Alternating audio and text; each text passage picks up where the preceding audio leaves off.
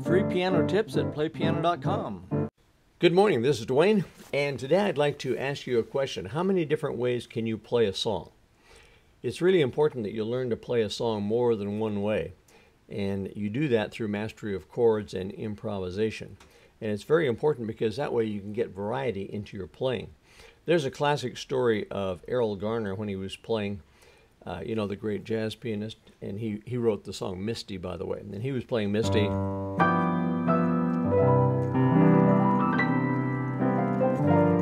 Much better than that, by the way, but he was playing that, and a lady that saw him play said, "Oh, Mr. Garner, could you play that again just that same way?" And he said, "I don't remember how he played it."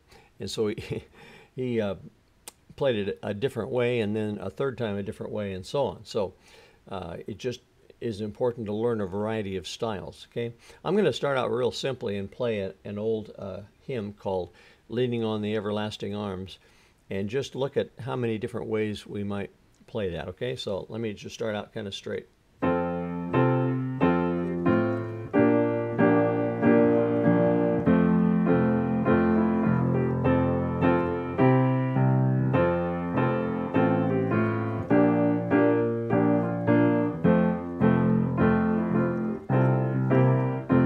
And so on. Okay, and a lot of people, that's the extent of their playing. They learn how to play it as written, and that's it. Okay, but as a good pianist, you need to get some variety in your playing. So one thing you could do is you could add arpeggios.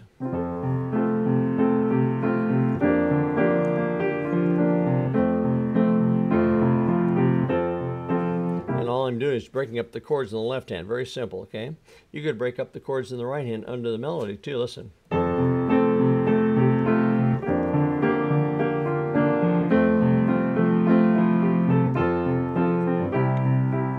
You see, I'm breaking up the chords like that, okay? And of course you can play it in octaves. Here I'm chording.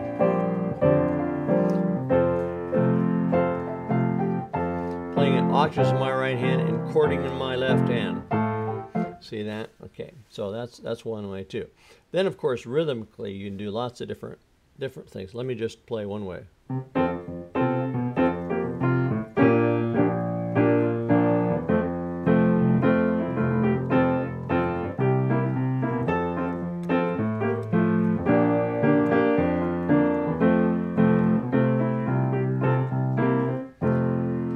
Pretty easy right there, isn't it? Okay, now let's take it a little more complex. I'm going to put in some color tones.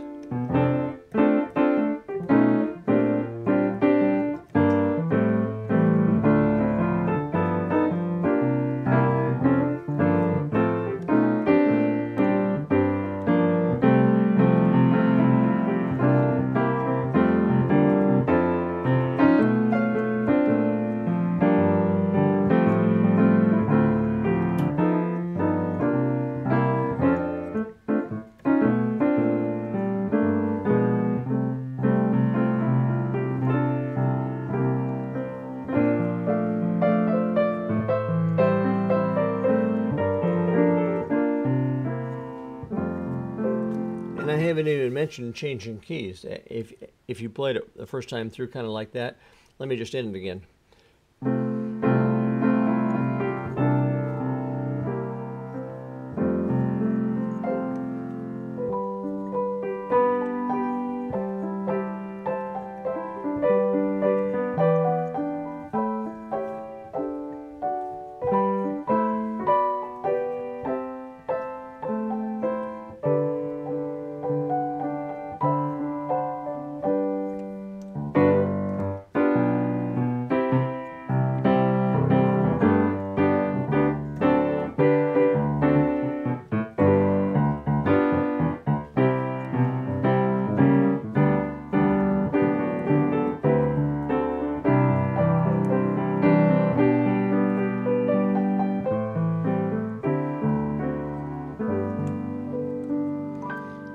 Now, I probably played it in a half dozen different ways, and that's just the start. You could play it in a zillion different ways in a zillion different keys.